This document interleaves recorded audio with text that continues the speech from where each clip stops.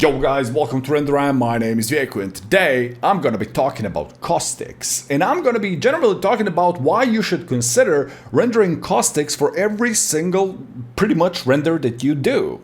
Now, there are a few things about caustics that you need to understand before you understand what I mean by saying this insanity. When it comes to caustics, what are caustics? Caustics are like for us 3D artists, right? It's usually this. It's these fancy light shapes, like from the water, like you want to have those nice, light rays or whatever, like any sort of these fancy, tribal looking effects.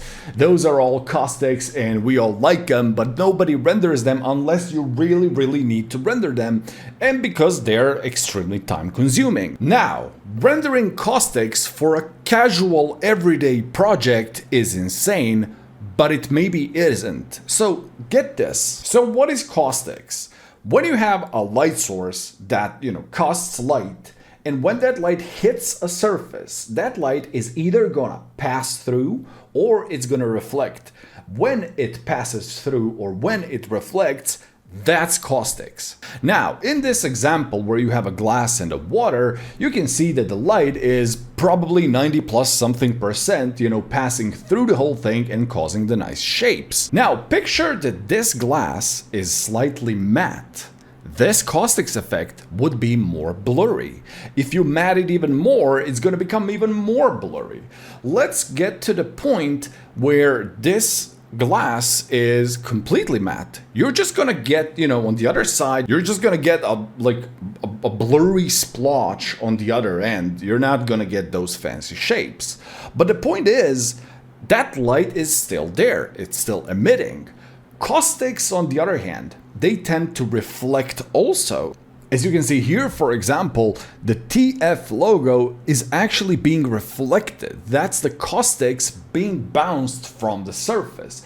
You can also see the light rays here. And if we take in consideration that every material on Earth has some dose of reflectiveness, not to mention refractive materials also, but like your wall has reflection, even the concrete on the street has reflection, that means that there is an extra chunk of light that's being cast, right? Now, if we go to our rendering engine, right, we have in 3D global illumination. Global illumination is pretty much a bounce of light from a turbo matte surface. And how does caustics work in correlation with global illumination? Well, if you have caustics on and you have reflection turned on in your material, that reflection is gonna bounce extra light because of the caustics. If you have a material without reflection, just pure diffuse, and you have caustics turned on, nothing will happen. So nothing will bounce off that surface.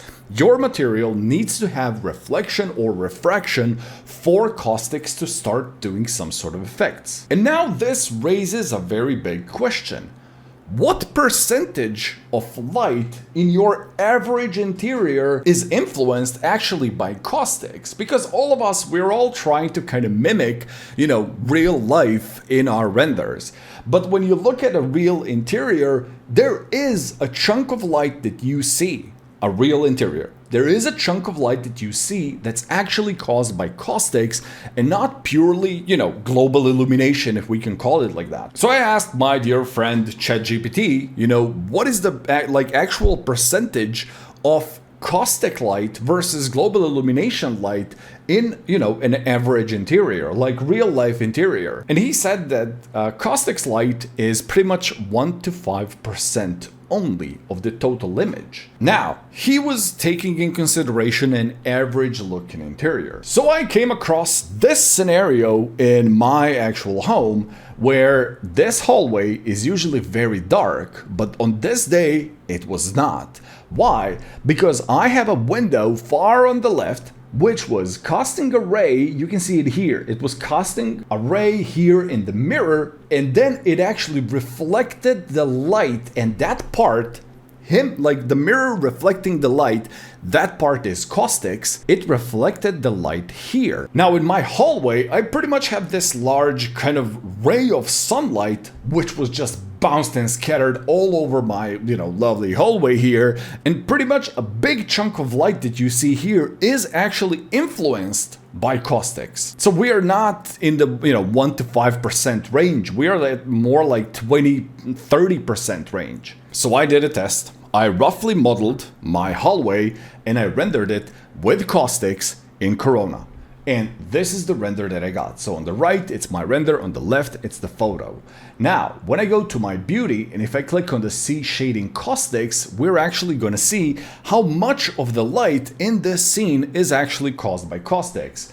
And now we got this. And now, as you can see, even the room in the back has some portion of the light scattered around, but the majority of the light is happening here. And now, when I compare this room without caustics, we get this. So I'm just gonna slide from left to right and you're gonna see the result.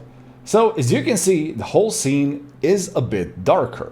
It's not tremendously dark, but it's not really bright either, as with this effect. And now the question is, should you be rendering caustics because of something like this? Absolutely no. But should you be using it to guide you in your renders? Abso-freaking-lutely yes. So what I did in this example, I purposely turned on caustics in my scene just to see what parts of the image are gonna get that extra light kick.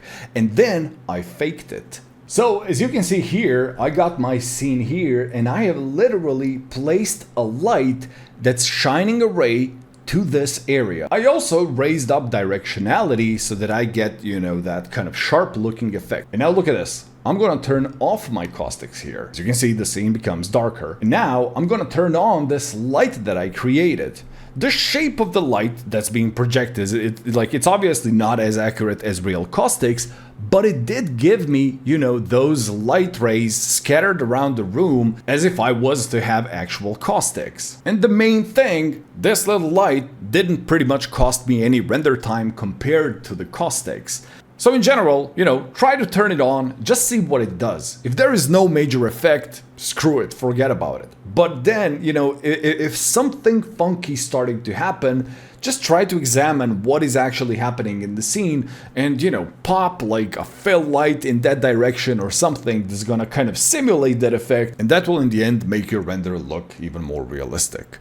Thank you for watching, and as usual, see you in the next video. Bye!